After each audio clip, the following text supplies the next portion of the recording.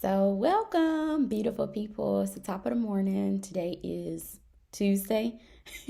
We were off yesterday, so yesterday kind of got me thrown off of Martin Luther King's birthday.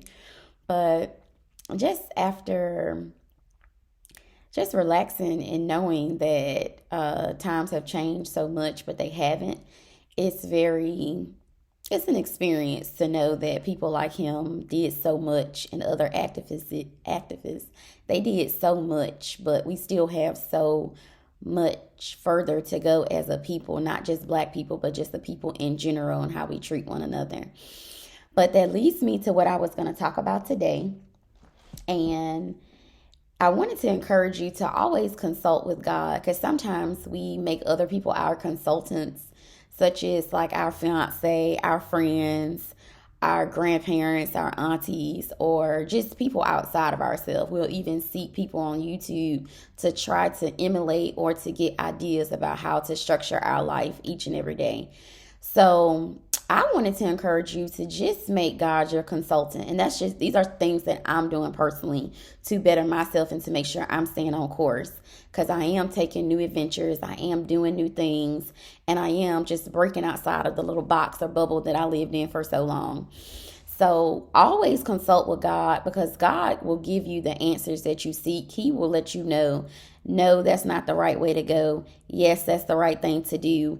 Yes, it's time to make a move. Yes, it's time to be quiet. Yes, it's time to listen. Yes, it's time to speak. Yes, it's time to elevate your voice. Yes, it's time to shut your voice off.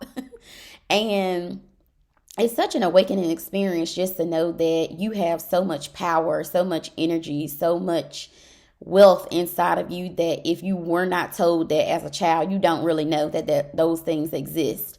And I'm one of those people. Like, I was never told all of this power, all of this authority, all of this subtleness, this feminine energy, all of this God essence things exist inside of me. I was never told those things. So it has been just a awakening for me to know that I have all of these things inside of me. So for me in my household, we're going to be consulting God to figure out what's our next best move. Because if you don't, it reminded me also about Tiffany Haddish book. I was reading a book and she was talking about her experiences with her relationships over the years. Like, people have just tried to push her away from doing her dream of being a superstar as a comedian and doing comedy. People would be jealous of her, envy of her. People that said they loved her and cared about her would always try to deter her away from her dream. And it was just unique to read that so many people in your immediate circle, or people that you know, will try to deter you or question you to death about what adventures or dreams or goals you have that you are reaching for. So it just reminded me to just be very mindful of who you let into your storehouse. Who do you let into that spiritual place where you and God go and talk? Like I said, the shower is always a relief of energy, or just makes me just feel vulnerable, where I can actually listen. It's quiet, the steam is going, and I'm just in a tranquil place where I actually can hear. But I do things throughout the day to make sure that I can tap in quicker. I just try to make sure my spirit stays pure. I try to make sure my energy stays clean. I try to stay away from negativity. People who are engaged in negativity, people who are bringing negativity, I try to stay very clear of those things, because they will rub off and deter you and distract you from your goals. So when you're thinking about no distractions, people that are trying to speak against what you know that you have prayed about, you have journaled about, you have fasted about, it just keeps playing like a recording in your head over and over again. God is telling you to do this thing. Press forward. Have no fear. Do it, do it, do it. And other people may be saying, well, that doesn't make no sense. That doesn't pay any money. How are you going to do that? How are you going to? They just question you literally to death. And when you're doing something new, you don't have all the questions, all the answers to their questions. So it'd be better to stay away from those type of people because they will distract you from what you're really supposed to be doing and the moves you're really supposed to be making. It makes you nervous. It makes you fearful, more fearful than you already are of doing something, stepping outside of the norm, breaking generational habits that have just held your family down, reversing out of so much adversity and negativity and, just complacentness that people have, procrastination, all of these things.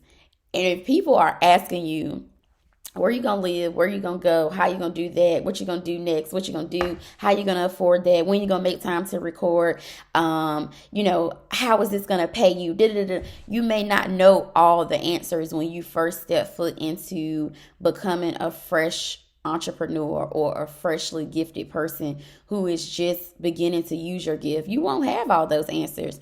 And to me, I think it's very unwise of friends and people and family to do that to people that they know are trying to break out of the normal 9-to-5 job, having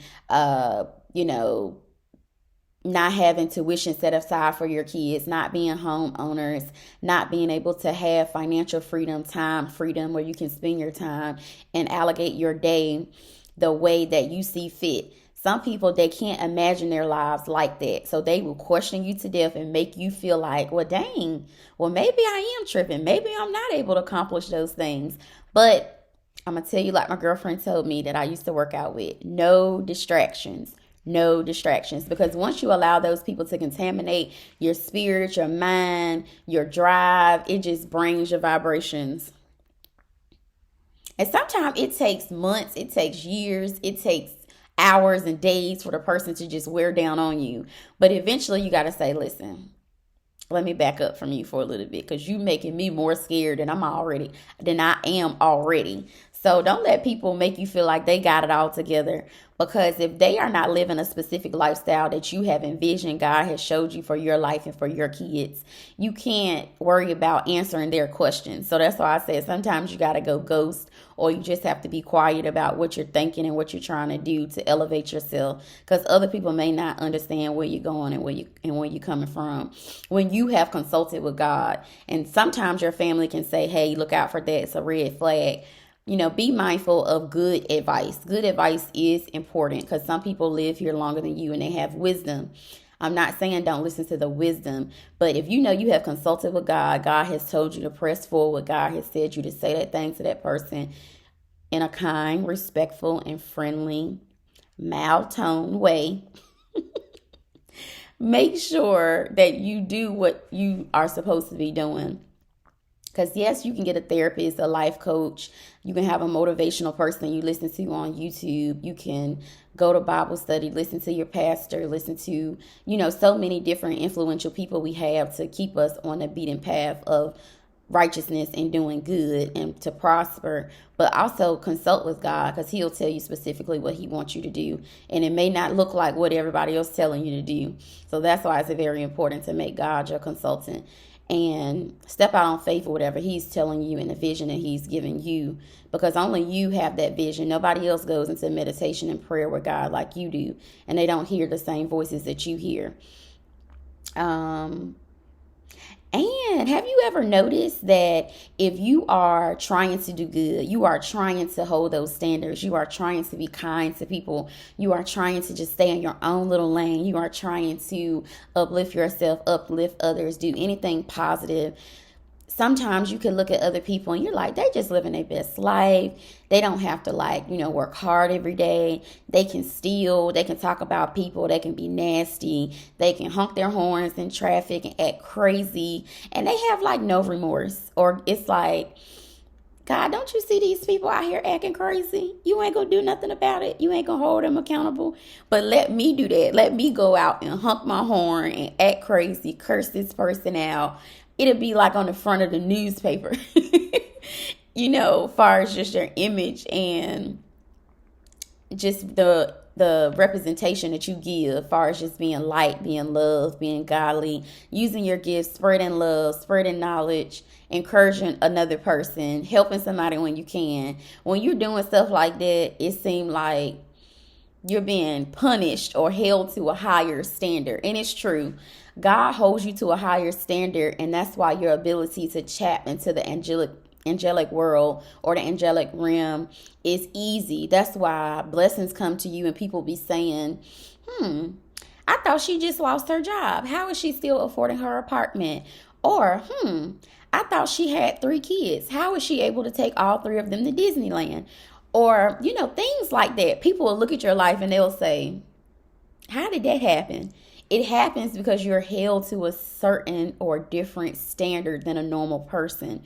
Your blessings, your favor, all of that. He loves everybody the same, but when you have a higher ranking in the spiritual realm, you are held to a different standard. You won't be able to just be out here, smoking and just being drunk openly public like every weekend and things like that. Like how you see other people live like loose lives. You won't be able to do that because you are different. You are chosen. You have a different standard. You won't be able to just, do the things that you see other people doing and you like, dang, they get away with that stuff. And that's kind of one of the things my cousin, I think that's what she was trying to say when she was like, it's something different about you. And now I'm starting to understand, oh, well, I have to be a leader in the spirit. I have to be a leader in this arena, because everybody doesn't have the same gifts and talents and ability to hear from God like I can. So that's the difference. If you think like you're being punished, you're not. It's just that you have a vision. You tapped into your vision. You're using your gift. And the other person who you're experiencing may not be at that place. And I think God judges all of us of where we are in our life.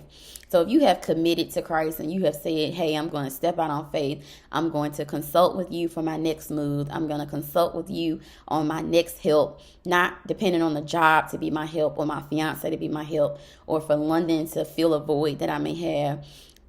Giving everything over to God and letting him consult you through every step. When you take that step in faith and you step out there like that, it's a difference than just like you still doing the things of the world compared to the next person. So I hope that helped. And I did try to write some things down so I can stay on task. Because sometimes, you just get to flowing, and it's all good because it's my channel and I get to do it how I want to. And that's the best thing about having a channel, is because you just get to express yourself freely and it's no boundaries. And I did this channel, created this channel because of healing from experiencing death of my mom, and it has been such a blessing to my life, and I hope it has been a blessing to you as well. So remember to consult with God. Don't let any lovers, friends, companions, associates, co-workers, or, even if the president come down and say you need to stop doing what you're doing, if you consulted with God and he told you to press, you got to keep pressing. And also just know that you're held to a higher standard because you have spiritual tap in ability to the angelic world. You have angels working on your behalf, and you are listening to that still voice inside of you that say, hey, do this, don't do that, do this, do that. So you're not going to be able to be out here cussing people out, dragging women by the hair all across the road, honking on your horn, like, just bearing down on your horn, being ridiculous. You're not going to be able to behave like that and continue to do the works of God. So continue on your beaten path. Don't let anybody distract you or deter you. No distractions. And I am going to get to my Tuesday. God bless.